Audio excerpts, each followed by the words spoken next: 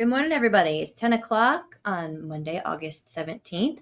I'm Katie Carter, the emergency response meteorologist with the National Weather Service, and kicking things off for our week ahead.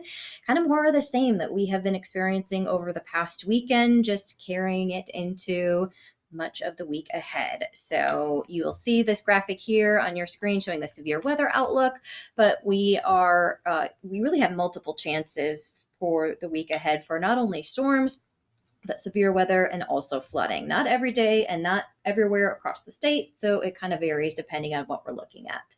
But today, the heat and humidity return pretty normal for this time of the year. We're just below advisory criteria, so we actually don't have any heat advisories in effect, but we will be seeing highs in the mid 80s to mid 90s statewide, and then heat index values, or that feels like temperature, well into the 90s and even low triple digits. So we're just not quite getting to that heat advisory number, but we are very close.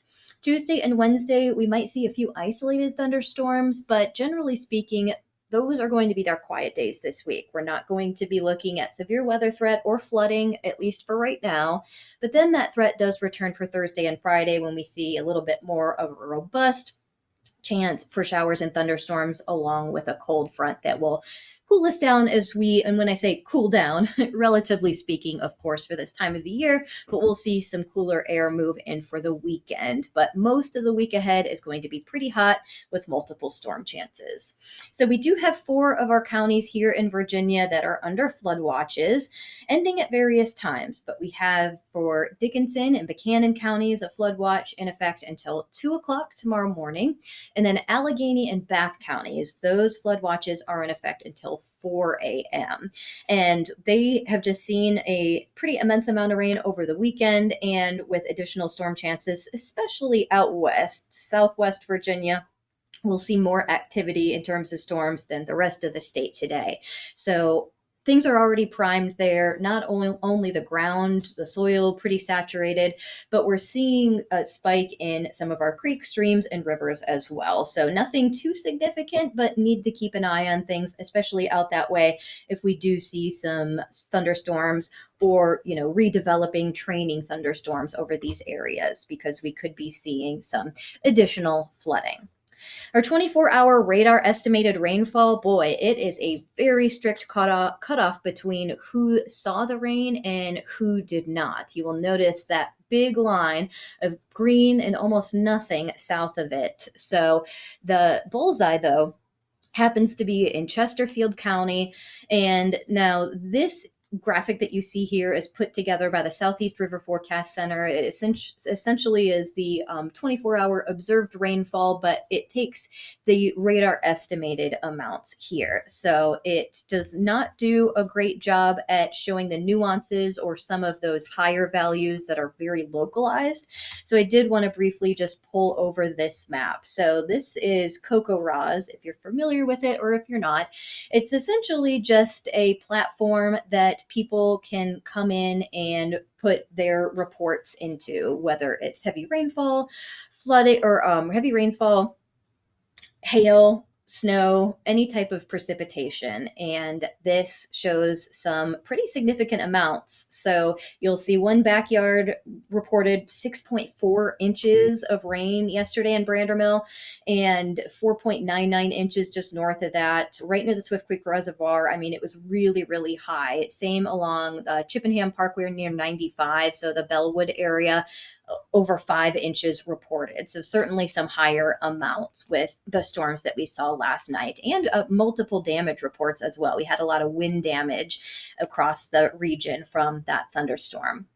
Looking ahead to today, our storm chances will break down the flooding and severe weather threat, but I also like to give a look at timing here. So remember, this is just one of our models. I'm going to show you the HER, but this is just one of many scenarios that could play out today. But you'll notice that there's not too much activity through the late morning and early afternoon. It's really late afternoon into the evening that we see thunderstorms developing. And you'll see a lot more, as I mentioned, in Southwest Virginia. So that's why we have some flood watches out for some of our counties out that way.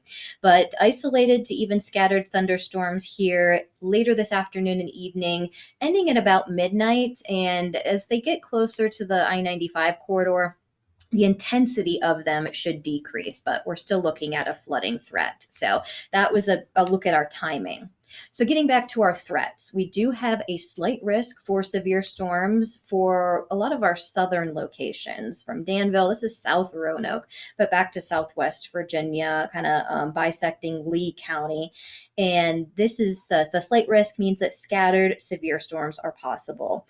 Damaging winds are going to be the number one threat, and we're also looking at a flooding threat as well. The marginal risk extends to just about the I-95 corridor from the Virginia, North Carolina line through the metro Richmond area, and then not quite including Northern Virginia I-95 areas. But that marginal risk is for a good part of the state. So isolated severe thunderstorms are possible elsewhere. Tuesday and Wednesday, as I mentioned, kind of low on the activity scale. We might see a few pop-up showers and thunderstorms, but we're not expecting severe weather, and flooding is also not expected Tuesday and Wednesday. But this is just a better overview of the threats and the timing. So 5 to 11 p.m. is the best timing for these strong to severe storms. They'll be moving southeast at about 25 to 30 miles per hour. So hopefully that's fast enough that we won't be seeing too much flooding, but these thunderstorms are heavy rainmakers. So, and even one, if it's fast moving, can still dump a pretty significant amount of rain pretty quickly. And wind gusts could be in excess of 60 miles per hour. So that is something to keep in mind with additional branches down, possibly some trees if they're, dead trees, the roots are compromised, that kind of thing.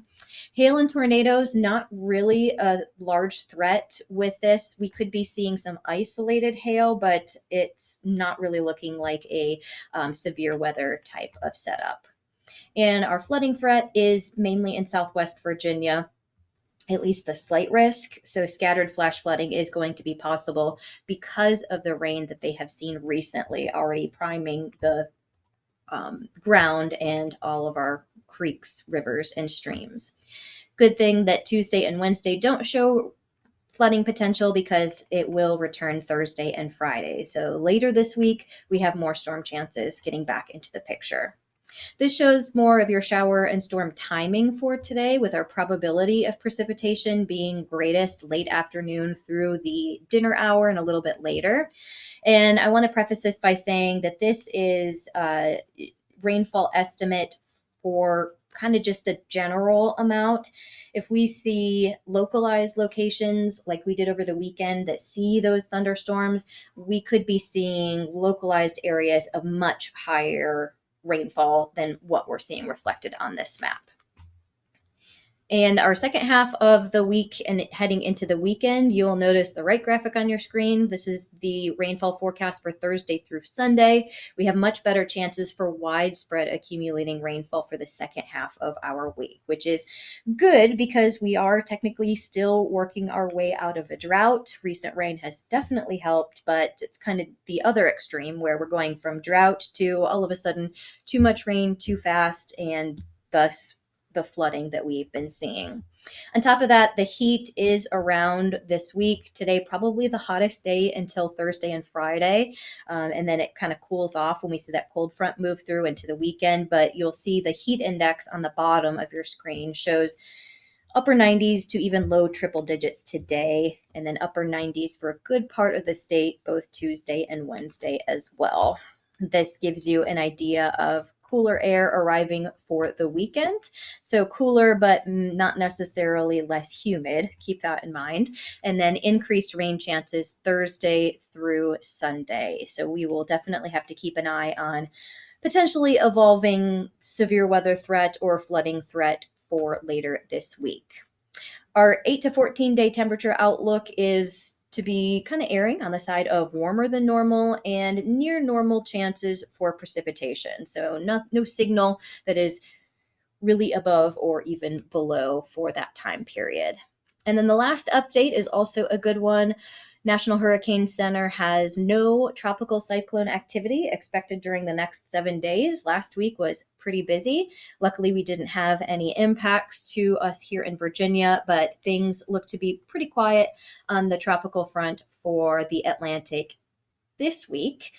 keeping an eye on longer term trends because we are in or heading into peak hurricane season. It's just about now through roughly mid-September. So even though things are quote unquote quiet in the Atlantic right now, we are heading into historical peak hurricane season. So keep that in mind. Thanks for joining, everyone. I'll hang on for a few more minutes just to see if anyone has any questions, but have a great week, and you'll have more updates if they are needed. Otherwise, I'll be in your inbox again on Thursday.